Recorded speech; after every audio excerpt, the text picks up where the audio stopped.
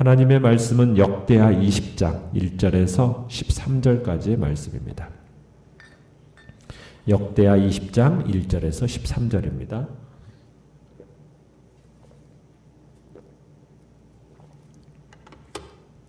역대하 20장 1절에서 13절 우리 한 목소리로 같이 읽겠습니다. 시작. 그 후에 모압 자손과 암몬 자손들이 마온 사람들과 함께 와서 여호사밧을 치고자 한지라.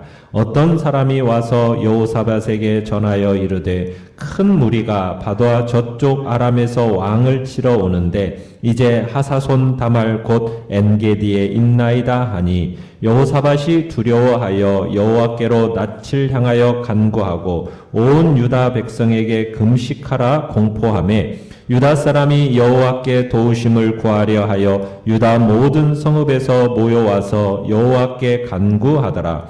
여호사밧이 여호와의 전 셋들 앞에서 유다와 예루살렘의 회중 가운데 서서 이르되 우리 조상들의 하나님 여호와여 주는 하늘에서 하나님이 아니시니까 이방 사람들의 모든 나라를 다스리지 아니하시나이까 주의 손에 권세와 능력이 있사오니 능히 주와 맞설 사람이 없나이다.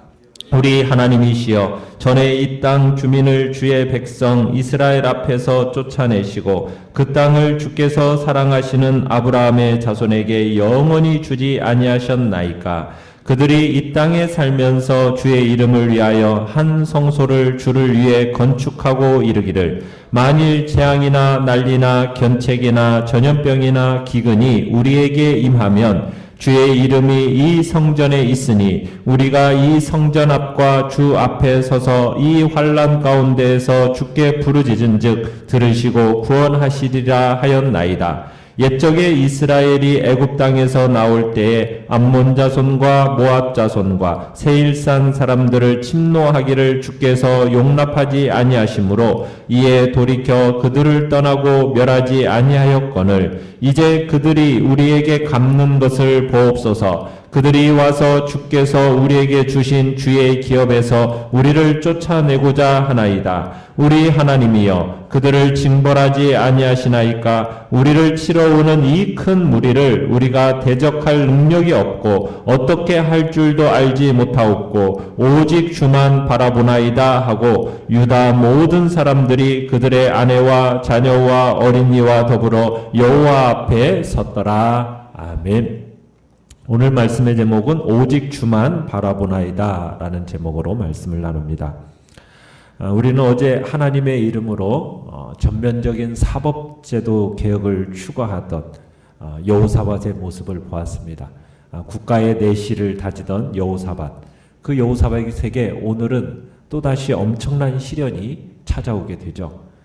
그것은 다름 아닌 엄청난 수의 모압 자손, 암몬 자손들이 마온 사람들과 연합해가지고 지금 연합군으로서 지금 쳐들어온 겁니다. 그 수가 엄청났어요. 객관적인 전력으로는 유다의 힘만으로는 도저히 이길 수가 없었습니다. 적군들이 노도와 같이 몰려왔습니다. 그래서 2절에 보면 전령들이 이제 발이 불이 나게 달려나와서 적이 이미 엔게디 광야, 곧 유다의 코앞에 이르렀음을 알리게 됩니다. 자, 내용 관찰 문제 1번을 보시면 모압과 암몬, 마온, 아람의 침공을 받자 여호사밧은 어떻게 반응합니까? 자, 여호사밧은 이방 연합군들의 이 침공이라는 위기 앞에서 다른 인간적인 조치를 취하지 않았습니다. 그는 3절 4절에 보시면은 여호사밧은 즉시 국가 비상사태를 선포하고선 온 백성들에게 뭘 선포합니까? 금식을 공포합니다. 금식을. 그리고는 하나님을 향해서 간구하는 거죠. 그러니까 위기의 순간인데 지금 여호사밧은 어떤 인간적인 대책이나 군사적인 계책을 간구하지 않습니다. 오직 하나님의 도움만을 바라고 있는 겁니다. 그러면서 유다의 모든 성읍에서 지금 이제 결사적인 기도가 시작되는 것을 우리는 보게 됩니다. 자, 내용 관찰 문제 2번을 보시면 유다와 예루살렘 회중 가운데서 여호사밧은 무엇이라고 기도합니까? 자, 6절에 가서 보시면은 하나님인 어떤 분이신가? 하늘에서 하나님, 그러니까 하늘에 거하시는 하나님, 그리고 이방 사람들의 모든 나라를 다스리시는 하나님, 온 세상을 통치하시는 하나님, 그 손에 권세와 능력이 있사오니 능히 주와 맞설 사람이 없습니다. 전능하신 하나님. 그런데 특별히 6절 맨 앞에 보면 우리 조상들의 하나님 하면서 이스라엘을 조상 때부터 보호해 주신 분, 이렇게 이야기합니다. 그러니까 이런 사실을 근거로 이제 왕은 한 걸음 더 나아가서 7절에 보시면은 이스라엘은 전능자이시고 통치자이신 하나님이 그 주신 땅, 이 주신 땅에서 우리가 살아가고 있습니다. 이렇게 이제 고백을 합니다. 그러니까 이스라엘이 지금 무단 침입해서 스스로 가나안 땅을 차지한 게 아니라 세상 모든 나라를 다스리시는 하나님께서 원주민들을 내치시고 그 땅을 이스라엘에게 주셨기 때문에 이 땅은 지금 이스라엘의 것입니다. 라는 지금 그런 의미로 지금 기도하고 있는 겁니다. 자, 그러면서 새 민족이 지금 이 땅을 취하려고 쳐들어왔다라는 것은 어떻게 보면 하나님의 섭리와 하나님의 주권을 거역하는 행위라는 것을 지금 이야기하는 거죠. 그러니까 여호사밧은 또 하나님의 감정을 자극하기 위해서 뭐라고 표현하고 있냐면 주께서 사랑하시는 아브라함의 자손에게 하시면서 이 땅은 하나님이 이스라엘에게 영원히 주신 것입니다. 지금 이렇게 고백을 합니다. 그리고서는 8절에 가보시면은 전능하신 여호와께서 이스라엘에게 이 땅을 주신 것을 믿고서는 여호와께서 지금 기업으로 주신 땅에 뭘 건축했습니까? 성소, 성전을 건축했습니다. 그리고 그 성전에서 9절에 보면 위기 때마다, 그러니까 위기에 처할 때마다 그 성전을 찾아가서 땅을 선물로 주신 그 능력의 하나님께 간구하기로 다짐을 했다는 거죠. 그러니까 여호사밧과 함께한 백성들에게는 지금 하나님께 도움을 처할 때마다 주께서 그들에게 구원의 손길을 내미실 것이라는 믿음이 있었다는 얘기입니다. 지금 그러니까 위기의 순간에 이 지금 가장 호소력에 있는 부르짖음은 무엇이냐면 하나님의 인격, 그리고 이미 베풀어 주신 은혜, 이것을 묵상하는 겁니다. 그러니까 백성들과 함께 주님을 찾게 된 동기를 설명한 여호사밧은 지금 이스라엘이 당면하고 있는 이번 위기는 지금 사실상 하나님이 책임지고 해결해 주실 의무가 있다라는 것을 지금 설득력 있게 호소하고 있는 겁니다. 그러면서 10절에 보시면은 이제 출애굽 때의 일을 회상합니다. 이스라엘이 애굽을 출발해서 광야를 거쳐서 가나안 땅으로 입성하는 과정에서 암몬과 모압 자손을 칠 수 있었지만 하나님이 그들은 이스라엘과 피를 나는 민족이니까 그들을 치는 것은 물론 그들의 땅을 지나가는 것도 금지하셨다라는 거예요. 그러니까 창조주 하나님의 명령이시기 때문에 우리 이스라엘은 하나님의 명령을 따라서 그 땅을 공격하지도 않았고 지나가지도 않았고 그들에게 일종의 자비를 베풀었다라는 거죠. 그런데 이제 11절에 보면 세월이 지나니까 지금 오히려 이스라엘을 이들이 침략해 왔다라는 거예요. 그러니까 결국 이 모든 일이 하나님의 말씀대로 살다가 빚어진 일이라는 거죠. 그러므로 여호사밧은 이번 일은 이스라엘이 하나님의 말씀에 순종해서 지금 일어난 일이니 하나님이 침묵하시면 안 됩니다. 암몬과 모압의 이 배은망덕한 침략은 이스라엘이 여호와 말씀에 순종해서 빚어진 일이다라는 사실을 지금 상기시키면서 여호사밧은 이 전쟁에 하나님께서 개입하실 것을 호소하고 있는 거예요. 그러니까 여호사밧은 하나님이 모압과 암몬에게 벌을 내려주시기를 간구하는 겁니다. 그러면서 동시에 이스라엘의 연약함을 솔직하게 고백을 해요. 12절에서 그런 고백을 하죠. 우리의 힘은 보잘것이 없습니다. 우리를 치러 오는 이 큰 무리를 우리가 대적할 능력이 없습니다. 우리 지금 어떻게 해야 할지 모르겠습니다.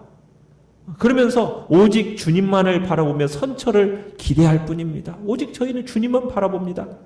그러면서 여호사밧이 마지막으로 고백을 하는 거예요. 오직 주님만을 바라보겠다.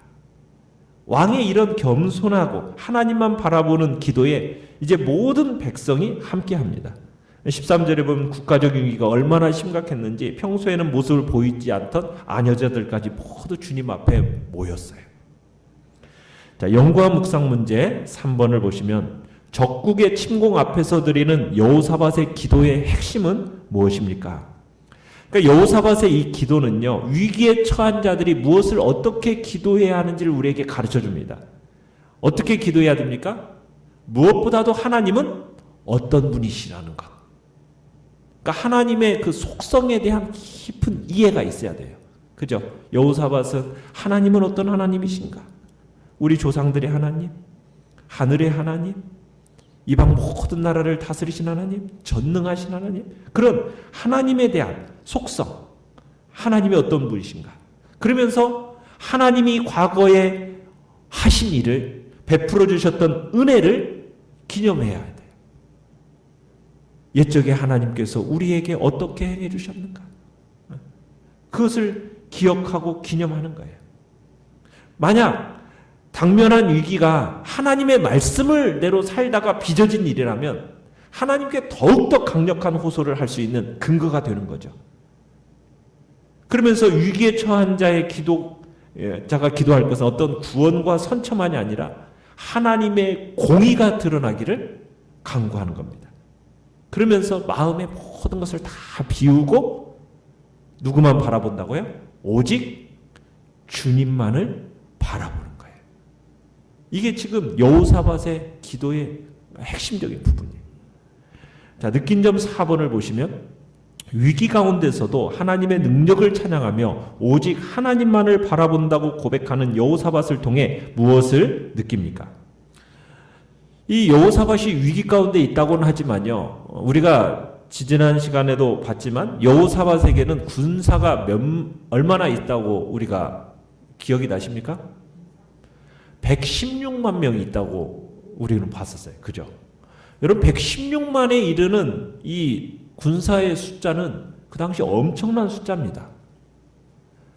그러면은 그 숫자를 등에 업고 방어해보겠다라는 생각을 할 수 있을까요? 없을까요? 그런데 지금 여호사밧의 모습을 보면요, 어때요? 아무것도 없는 사람인 것처럼. 그죠? 정말 하나님의 도우심이 없으면은 지금 이 대적을 물리칠 수 없습니다 라는 어떤 겸손함, 겸비함이 느껴진다는 거예요. 우리는 우리에게 아무리 능력이 많아도요, 하나님께 나아갈 때는 항상 이와 같은 겸손과 겸비의 모습을 지녀야 하는 겁니다. 왜냐하면 우리에게 있는 능력이라는 것도 그것은 궁극적으로 누가 주신 거예요? 하나님이 우리에게 주신 것이기 때문인 겁니다. 아무리 큰 능력이라도요, 하나님이 한순간에 딱 거두어가 버리시면 어떻게 돼요? 그거 다 사라지는 거예요. 허무한 것이 되고 마는 겁니다. 지금 그러니까 여호사밧은 자기가 가지고 있는 군사 116만 명이라는 군사를 의지한 게 아니라 정말 그것은 없는 것처럼 여기면서 오직 누구만, 하나님, 그 한 분만을 바라보고 있는 거예요. 그 겸손함. 하나님은 그런 겸손한 자의 소원을 들으시고요, 그들의 마음을 준비하시면서 귀를 기울여 들으십니다. 하나님은 겸손한 자의 기도를 들으시는 거예요. 교만한 자는 하나님께 구하지도 않습니다. 설령 구한다고 해도 그런 건 진실된 것도 아니에요. 하나님을 온전히 의탁하는 마음도 그 안에 없기 때문에 하나님의 응답을 기대할 수가 없는 거예요. 하나님은 마음이 교만한 자를 미워하시는 거예요. 그런 기도를 들으실 리가 없죠. 어떤 교만함, 자고함도 하나님 앞에서는 합당치 않다는 사실, 우리는 알아야 되는 겁니다. 그러한 자의 기도는 하나님이 절대로 듣지 않으십니다. 그렇기 때문에 우리는 하나님께 구할 때 뭘 고백해야 됩니까? 우리의 무능력함을 고백해야 돼요. 내 등 뒤에는 116만의 군사가 있습니다. 하나님 조금만 도와주신다면 저희가 승리할 수 있습니다. 이런 기도가 아니에요. 116만의 군사는 다 잊었어요. 없다고 느끼고 자신의 무능력함을 고백하면서 하나님이 아니면은 아무것도 할 수 없다라는 그런 것을 인정하고 고백해야 되는 겁니다. 우리를 철저히 낮추고 하나님 앞에 엎드릴 때 하나님께서 우리를 높이시는 거예요. 그러면 하나님이 우리의 간구를 들어주시고 우리를 높여주시는 겁니다.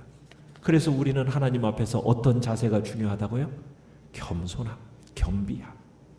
내게는 아무것도 없고 오직 주님만 바라보나이다.